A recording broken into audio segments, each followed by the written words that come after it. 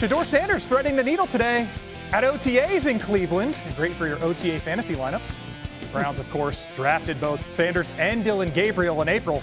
Head coach Kevin Stefanski was asked about his two rookie QBs this week. They are both wired to get in early, stay late, put in whatever work is required. They're sponges in the meeting room, which I think is really fun for me. In my vantage point, I get to sit there and watch the two young guys look over, and there's Joe, 40 years old, won a Super Bowl. There's Kenny Pickett, won a Super Bowl last year. They can kind of feed off of all those guys.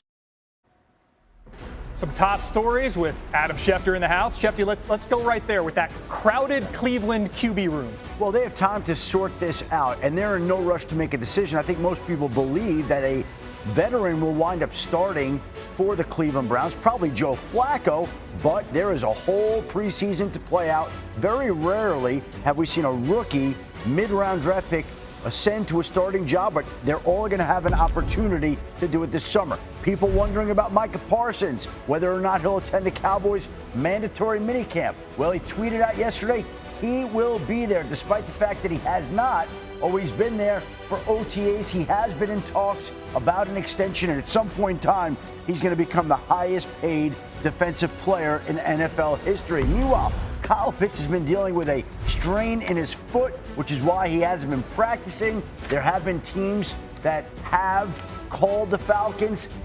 They don't want to part ways with them unless they got something that they couldn't turn down. But there are teams that are calling, and Pitts has been dealing with a foot injury. We'll see how that one plays out. It is worth watching. And speaking of tight end news, the Pittsburgh Steelers lost their tight end Donald Parham yesterday.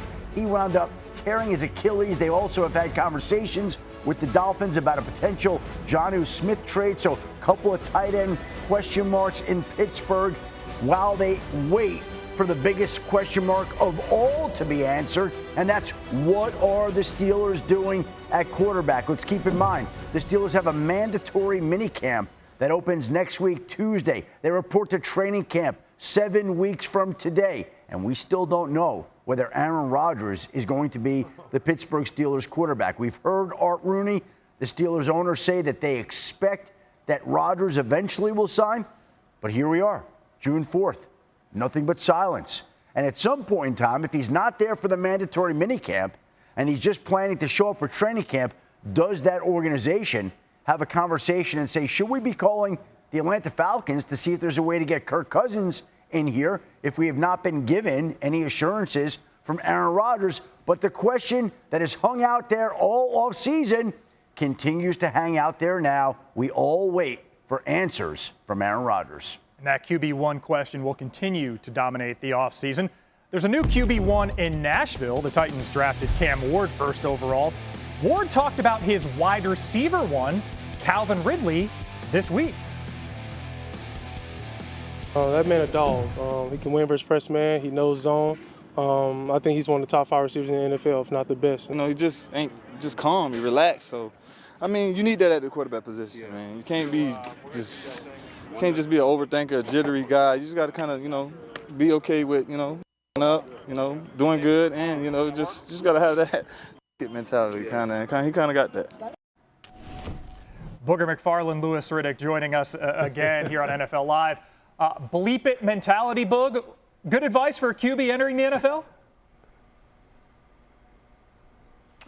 Well, listen, as Mike Tomlin once said, I'd rather say whoa than sick him. I don't mind a guy that has a mentality that he wants to go get it all, and I got to rein him in a little bit. But I'm just going to pivot a little bit. You heard what Calvin Ridley says, man, he's just so calm and just so relaxed.